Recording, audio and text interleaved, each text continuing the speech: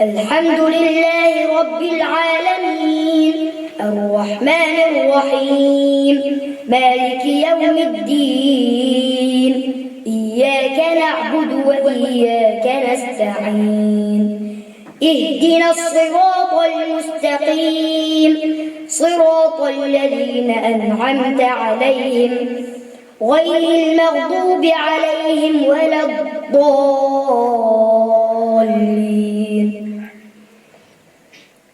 هذان خصمان اختصموا في ربهم فالذين كفروا قطعت لهم ثياب من نار يصب من فوق رؤوسهم الحميم يصهر به ما في بطونهم والجلود ولهم مقامع من حديد كلما أرادوا أن يخرجوا منها من غم أعيدوا فيها وذوقوا عذاب الحريق.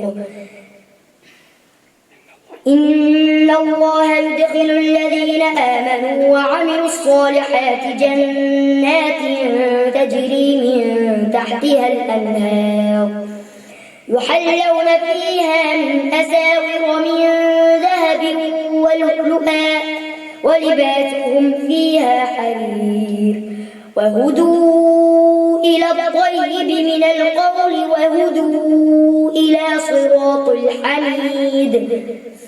إن الذين كفروا ويصدون عن سبيل الله والمسجد الحرام الذي جعلناه للناس سواء العاكف فيه والباد ومن يرد فيه بإلحاد بظلم نذقه من عذاب أليم.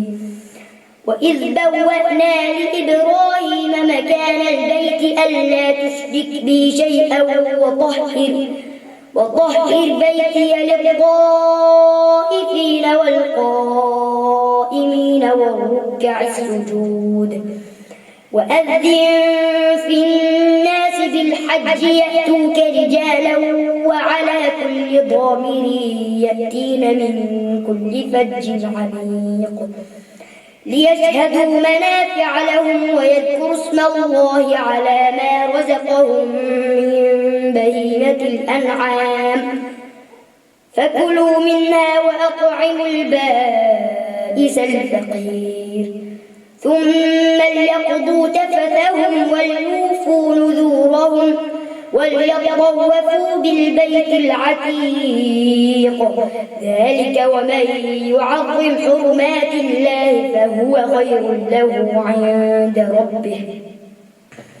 وأحلت لكم الأنعام إلا ما يتلى عليكم فاجتنبوا الرجس من الأوثان واجتنبوا قول الزور حنفاء لله غير مشركين به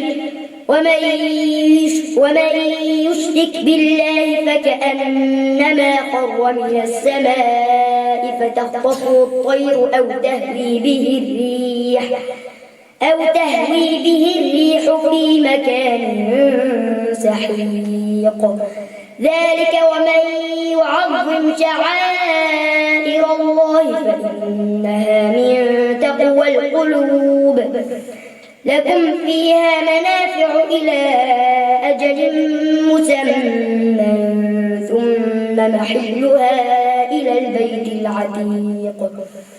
ولكل أمة جعلنا منسكا ليذكروا اسم الله على ما رزقهم من بهيمة الأنعام فإلهكم إله واحد فله أسلموا.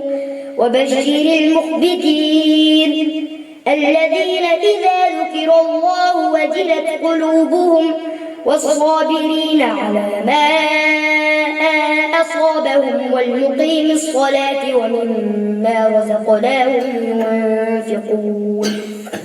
والبدن جعلناها لكم من شعائر الله لكم فيها خير فاذكروا اسم الله عليها صواف فإذا وجبت جنوبها فكلوا منها وأطعموا القانع والمعتر كذلك سخرناها لكم لعلكم تشكرون لن ينال الله لحومها ولا دماؤها ولكن يناله التقوى منكم كذلك سخرها لكم لتكبروا الله على ما هداكم وبشر المحسنين. الله أكبر.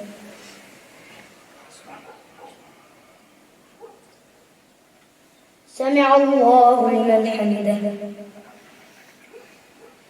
الله أكبر.